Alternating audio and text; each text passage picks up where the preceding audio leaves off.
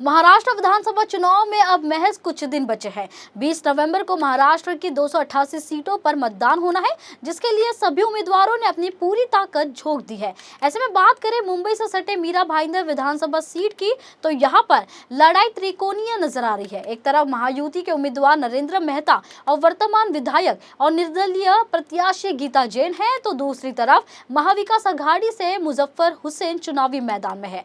आइए आपको सुनाते हैं अपने चुनावी घोषणा पत्र को लेकर क्या कुछ कहना है मुजफ्फर हुसैन का। मेरा राजनीतिक जीवन 1985 में शुरू हुआ, 1985 में। मैं इस शहर में 3 बार नगर सेवक रहा, डिप्टी मेयर रहा।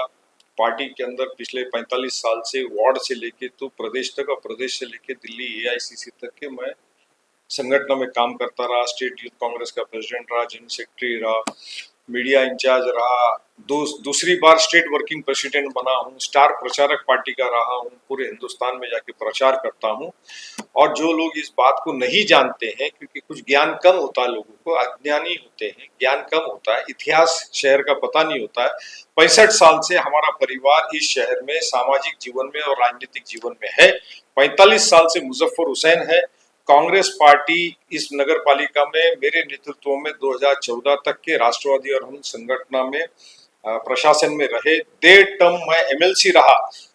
ये राष्ट्रपति की पोच पावती है कि हमने क्या काम किया, क्या नहीं किया, घर का नेता है कि बाहर का नेता है कि राज्य का है कि देश का नेता है। ये राष्ट्रपति पुरस्कार विधान परिषद में, विधानसभा में काम करने की वजह से मिला है। जो लोग 5 बार आमदार रहे उनको ये पुरस्कार तो नहीं मिला, लेकिन उनके एफिडेविट में 17 क्रिमिनल केसेस मैंने जरूर देखा। मीरा भाईंदर के सारे पुलिस स्टेशन का एफिडेविट में उनका मैंने जरूर देखा। जो 5 साल विधायक का यहाँ पर रही है, उसके भ्रष्टाचार की किस्से कहानियां मैं शहर में पूरा सुन रहा हूँ। 22% न 23%। दोनों विधायक बीजेपी के। 10 साल महापालिका बीजेपी की। 7 साल डीसीएम ने कहा कि हम पानी देंगे 2 साल में, शहर को पानी नहीं मिला। मेट्रो देंगे 2 साल में, मेट्रो नहीं मिली। इन 10 सालों के अंदर इन्होंने शहर के अंदर के जो भी पब्लिक यूटिलिटी के जो रिजर्वेशंस थे, स्कूल का था, कॉलेज का था, लाइब्रेरी का था, बस का था, दुनिया भर के रिजर्वेशंस को कैंसिल करवाया। 37(1) के अंदर करवाया। गवर्नमेंट इनकी है, कॉर्पोरेशन इनकी थी, और वहां पे रेसिडेंशियल जोन बनाया। भ्रष्टाचार की कोई सीमा नहीं बची। आज डॉक्टरों को अगर जाकर के अपना लाइसेंस लेना पड़ता है तो 4 बार धक्के खाने पड़ते हैं, अंदर द टेबल देना पड़ता है। हर सेक्टर में रजिस्ट्रार का ऑफिस हो, राशनिंग का ऑफिस हो, महापालिका हो, पुलिस महकमा हो, तहसीलदार ऑफिस हो, रजिस्ट्रार ऑफिस हो, हर जगह करप्शन अपने ऊंच पर है। तो क्या गवर्नेंस इन्होंने दिया 10 साल में? हमारी लड़ाई बीजेपी के साथ है। हमारी लड़ाई ये आजी माजी दोनों आमदारों के साथ है, क्योंकि दोनों बीजेपी के हैं। वो चुन के आएगा तो भी बीजेपी में जाएगा, ये चुन के आएगी तो भी बीजेपी में जाएगा। हमारी लड़ाई बीजेपी के साथ है, हमारी लड़ाई ये दोनों के साथ है। हमारी लड़ाई इस शहर के लिए है, शहर की जनता के लिए है। वो जो सवाल हमने पूछे वो जनता की आवाज है कि जवाब दो, पानी क्यों नहीं है, जवाब दो, मेट्रो क्यों नहीं है, जवाब दो, मीरा रोड से भाईंदर से लोकल क्यों नहीं चली। हमारा जो सवाल है कि 10 साल से केंद्रीय मंत्री आपके हैं, केंद्र में सरकार आपकी है, आज आपके रेलवे मंत्री को आके बोलना पड़ता है कि दूर जाने वाली ट्रेनों को हम रुकवाएंगे। आज जब चुनाव चल रहा है तभी आपको याद आ रहा है 10 साल के बाद। आज आपको 45 संकल्प लेना पड़ता है कि हम ये शहर के अंदर के अधूरे काम पूरे करेंगे। तो 10 साल से आपके सो रहे थे, आपको संकल्प लेना पड़ता है। हमने जो मैनिफेस्टो निकाला है 2017 में, जो डीपी प्लान का टेन्योर खत्म हुआ, हम तब से उसका पाठ पुरावा कर रहे हैं कि इस शहर की आबादी अगले 20 साल के अंदर जो है 30 लाख पहुंचेगी। उसको पानी लगेगा, कोर्ट लगेगा, डिस्ट्रिक्ट कोर्ट लगेगा, हेलीपैड्स लगेंगे, एजुकेशनल इंस्टीट्यूट्स लगेंगे, हायर एजुकेशन इंस्टीट्यूट्स लगेंगे, प्लेग्राउंड्स लगेंगे। दुनिया भर की पब्लिक यूटिलिटी की जो चीजें हैं वो शहर में लगेंगी। मगर ये सरकार सोई हुई है, ये लोक प्रतिनिधि सोए हुए हैं। 7 साल हो गया डीपी प्लान का टेन्योर खत्म होके, 37(1) के अंदर चेंजेस होके सीएम ऑफिस से आती है, आमदार लोग सिफारिश करके भेजते हैं, वो चेंज होके आता है, पब्लिक यूटिलिटी का रिजर्वेशन खत्म होता है और रेसिडेंशियल जोन बनता है। इस शहर के अंदर के मच्छीमारों की समस्या है। जो पालघर में फिशरी डिपार्टमेंट का ऑफिस है, पालघर में जो ठाणे जिला, जब पालघर और ठाणे जिला एक था, वो फिशरी का ऑफिस पालघर में है। 10 साल में उस फिशरी ऑफिस को ठाणे जिले में नहीं ला सके। वैट के पैसे जो फिशरीज वालों के जाते हैं, उसको 2 साल के अंदर, उसको 2 साल के बाद उनको रिफंड मिलता है वो गरीबों को। रास्ते के ऊपर चलने वाला आदमी हो, चाहे रिक्शा चलाने वाला हो, या हॉकर भाजी तरकारी बेचने वाला, हर आदमी परेशान है इनके प्रशासन से, इनके भ्रष्टाचार से। हम ये जो लड़ाई लड़ रहे हैं ये जनता के लिए लड़ रहे हैं, इस शहर की सेवियर करके हम लड़ रहे हैं, इस शहर की जनता की आवाज बन करके मैं चुनाव लड़ रहा हूं। और मुझे पूरी यकीन है कि महाविकास आघाड़ी की सरकार राज्य में भी बनेगी और मीरा भाईंदर से भी जनता पूरे ताकत से अपना आशीर्वाद हमको देने वाली है। लाडली बहना योजना लाई, इनको कुछ आखिरी समय में तो याद आया कि हमारी माँ और बहनें हैं, मगर इनको वो ध्यान नहीं आता है कि उसी माँ बहन के ऊपर अन्याय हो रहा है, अत्याचार हो रहा है, रेप हो रहा है, मोलेस्टेशन हो रहा है, उनके ऊपर रोज गुनाह रजिस्टर हो रहे हैं, मगर उसके ऊपर कायदा सुव्यवस्था इस राज्य में नहीं है। उसके ऊपर इन्होंने क्या किया, ये जनता पूछती है। जीएसटी के नाम पे आप सर्वसामान्य जनता की जेब से 10,000 रुपए की अगर ग्रोसरी ली जाती है, खरीदी जाती है, 1,500 रुपए खाली ग्रोसरी की बात बता रहा हूं मैं, 1,500 रुपए जीएसटी से जेब से निकाल रहे हो आप। 5 साल में कितना पैसा निकाला गिन लीजिए आप, और उसके सामने आप 6,000 रुपए दे रहे हो। बहुत अच्छी बात है, कांग्रेस ने तो महालक्ष्मी योजना अनाउंस किया हुआ है, 5 गारंटी अनाउंस की है, बस में जाना फ्री रहेगा महिलाओं को, 3,000 रुपए की बात की गई है, महालक्ष्मी योजना की गई है, 25 लाख रुपए का इंश्योरेंस की बात की गई। कहाँ गई इनकी इंश्योरेंस की पॉलिसी? आज झोपड़पट्टी के अंदर, स्लम्स के अंदर रिक्शा चलाने वाला, ठेला खींचने वाला गरीब आदमी है, लोअर मिडिल क्लास आदमी है, इन्होंने कहा कि 5 लाख का इंश्योरेंस हर बीपीएल कैटेगरी को दिया गया। जाइए शहर में पता कर लीजिए, खाली मीरा भाईंदर में, राज्य के तो बात ही मत करो आप। कितने लोगों को इस योजना से, इंश्योरेंस से, मेडिकल का बेनिफिट मिला है?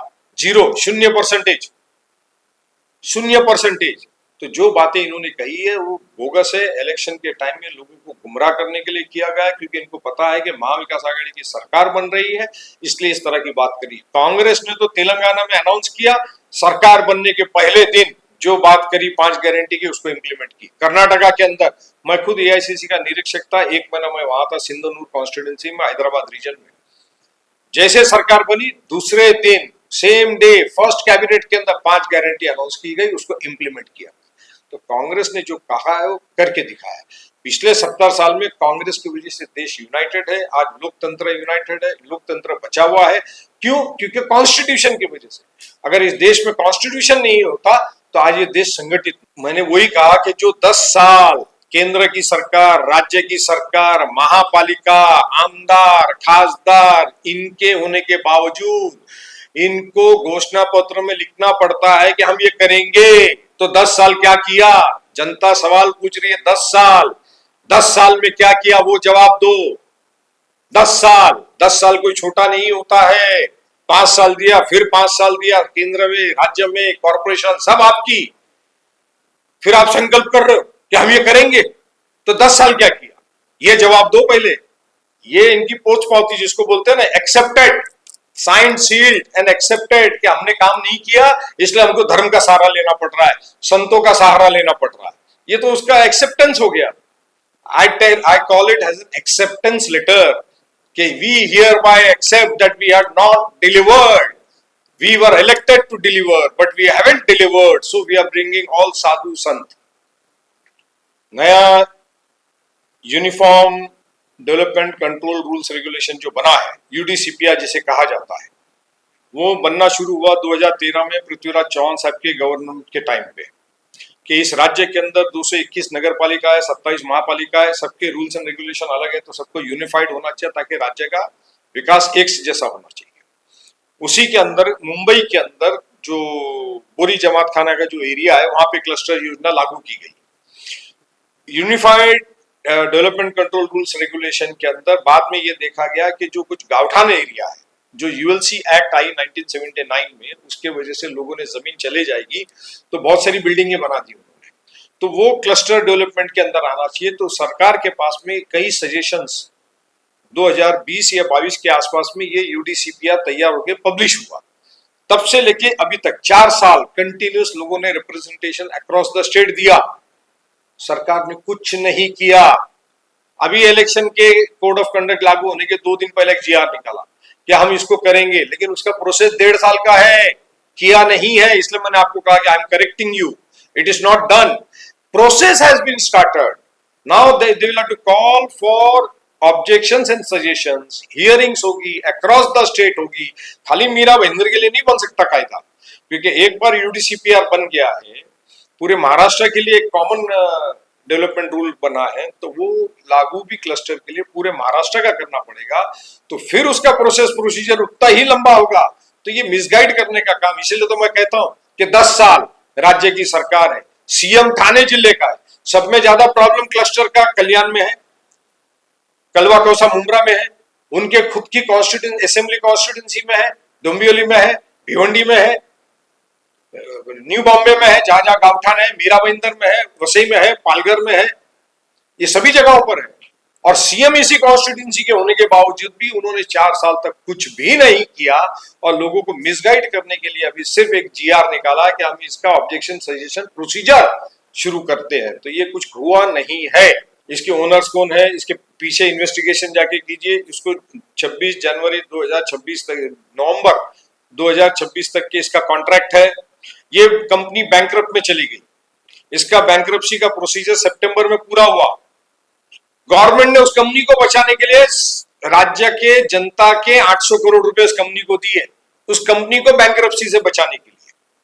जनता के लिए नहीं दिया, जनता के लिए नहीं दिया, उस कंपनी को बैंकरप्सी से बचाने के लिए किया। मैंने तो ये पेपर ऑफिशियल बैंकरप्सी का पेपर शाया किया है, मीडिया को दिया है, उस पर कोई जवाब नहीं आया सरकार का आज तक। एमएसआरडीसी ने कोई जवाब नहीं दिया, सरकार ने कोई जवाब नहीं दिया, जो लोग श्रेय लूटने में पड़े उन्होंने कोई जवाब नहीं दिया। तो जनता के 800 करोड़ रुपए कंपनी को बचाने के लिए दिया। और सीएम ने खुद ने कहा, मैं एक इंटरव्यू में देखा कि मैंने खुद ने हाईकोर्ट में पिटीशन किया था। तो आप सीएम बनने के साथ में क्यों इसका फैसला नहीं किया आपने? Why you didn't do it? When you are the petitioner, you yourself you say that you are the petitioner. So the moment you took charge of the chief ministership, why you didn't get this thing done?